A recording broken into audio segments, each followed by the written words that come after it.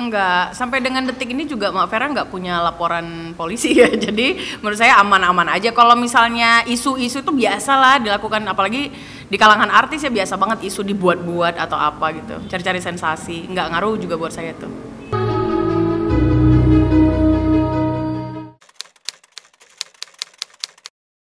Yang pertama, yang pasti emak ini orang yang sudah berpengalaman ya, bukan baru-baru di dunia entertain atau menjadi manajer artis. Bahkan artisnya itu bukan artis yang biasa, tapi yang benar-benar terkenal banget sampai mancanegara aja tahu sama nih artis gitu loh. Jadi nggak ada alasan untuk tidak bergabung sih. Alasan lain karena orangnya baik pasti ya, nggak suka gosip orangnya. Nah, saya nggak suka orang yang suka bergosip gitu. Jadi saya merasa aman nih, karir politik saya, karir entertain saya ini akan sukses di tangan Mak, saya yakin itu. Enggak, sampai dengan detik ini juga Mak Vera nggak punya laporan polisi ya. Jadi menurut saya aman-aman aja. Kalau misalnya isu-isu itu biasa lah dilakukan, apalagi di kalangan artis ya biasa banget isu dibuat-buat atau apa gitu. Cari-cari sensasi, nggak ngaruh juga buat saya tuh. Harapannya menjalin kekeluargaan aja sih, itu yang utama. Kalau persoalan job atau yang lain-lain itu persoalan Tuhan lah menurut saya. Yang penting kapan saya perlukan Mak Vera ada di samping saya, begitu pula sebaliknya, itu sudah cukup sih. Jadi memang selama ini banyak sekali manajemen yang ngajak saya, tapi saya belum mau. Nah, memang di case-case tertentu, di momen-momen tertentu saya membutuhkan sosok manajer, sehingga saya ya udah pakai Mak Vera gitu, bergabung. Pertama, cantik.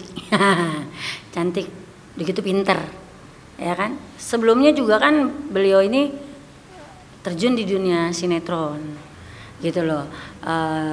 Sebenarnya udah bidangnya tuh udah pas waktu itu, cuman karena dia punya kepintaran beda, mau kayaknya ini yang bisa bikin gue sukses di sini nih. Ini anaknya feelingnya kuat, dia feelingnya kuat.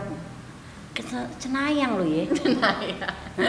Dia bisa ngelihat sesuatu yang kayaknya gue pas yang orang lain enggak, ini dia bisa nebak gitu loh. Kayak emak aja gini, emak lagi bete ya, emak lagi kesel, dia udah tahu duluan gitu, lagi nggak enak ya gitu. Ini anak punya kepintaran yang orang lain tuh nggak punya gitu. Nah, dengan adanya si Posan Tobing kita ketemu.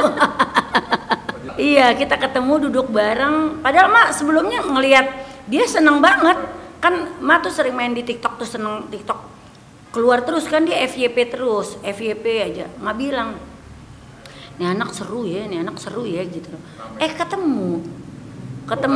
Iya kan vokal, tahu sendiri kan. Nah, Mak seneng yang kayak begini, yang nggak munafik. Banyak kan orang munafik, nggak berani ngomongnya di belakang mulu. Kita kagak ini. Kalau dia enak, ngomongnya langsung di depan. Dia nggak suka, dia ngomong nggak suka. Mak bilang, ini yang kayak gini cepet maju nih anak. Bener nggak? Iya Mak. Kita udah hampir berapa ya? 2 bulanan. Hampir 2 bulanan. 2 bulan. Kompak kita. Kompak. Dan satu juga kan, Zanza juga sama kayak makan sama-sama Melayu kan. Kita sama-sama Melayu, udah gitu sepaham, udah gitu cocok. Apalagi Andung cocok banget sama Zanza, cocok sama mamanya emak. Kayak kompak gitu. Dan anaknya, orang taunya dia kan barbar ya, bang vokal gitu. Kalau ngomong bang gitu. Aslinya enggak gitu. Aslinya enggak gitu, enak. Iya, itu loh bedanya. Nah, itu loh beda. Makanya orang tuh jangan pernah ngelihat kadang-kadang tuh ngelihat cuman di depan, di ini aja, di depan nih gitu. Padahal aslinya enggak gitu. Beda. Aslinya kalau diajak ngobrol enak, lebih nyambung dan pinter. Gitu. Kalau cantik banyak, tapi kan cantik banyak. Kalau pinter tuh agak kurang ya. Banyak perempuan cantik, tapi banyak agak-agak gimana gitu. Ya kan? Nah, kalau dia enggak gitu. Karena dia pinter. Aku lebih mau dia ke host. Larinya ke host gitu loh. Kalau malahan kalau layar lebar kita mau ambil. Tapi kalau untuk yang sinetron kita nggak ambil. Karena sinetron itu nggak kena waktunya dengan yang Zanza jalanin sekarang. Karena pertama dia masuk ke manajemen Mak, dia tanya, Mak, aku kalau tetap aku di politik, Mak bermasalah nggak? Itu pertama, karena di kontrak kan ada masalah pekerjaan, masalah apa. Begitu kata Zanza, Mak bilang aman Za, nggak masalah. Itu bidang kamu yang utama, kamu tetap jalanin, nggak masalah. Emak dengan bidangnya emak Jadi kita nggak bertubrukan. Kalau bisa malah kita bersatu dengan kelebihan dan kekurangan kita masing-masing. Dan sepakat kita ya pada saat itu. Benar. Pertama kita lagi mau siapin untuk podcast. Kita lagi siapin podcast untuk Zanza pribadi. Dan kedua ada project film. Itu semua yang handle dia. Semuanya yang atur dia. Gitu. Kalau emak ini tinggal di belakang layarnya Zanza, emak ngejagain gitu supaya jangan sampai ada beberapa orang. Kadang juga dia yang jagain emak. Kita tuh berdua begitu, saling ngejagain.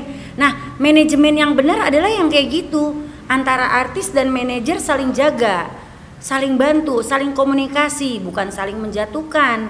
Gitu loh, bukan yang males ngomong sama ini, ngomong sama orang lain, bla bla bla bla bla bla. Gimana manajernya bisa tahu salahnya? Gimana artisnya bisa tahu salahnya? Kalau tidak ada saling komunikasi, gitu loh. Jangan pernah menyalahkan orang lain kalau kita sendiri tidak bisa introspeksi diri, gitu. Yang bagus adalah duduk bareng, ajak ngobrol. Salahnya di mana? Oh di sini. Oh ya udah, ayo kita komunikasi, kita obrolin bareng-bareng, yang kayak begitu.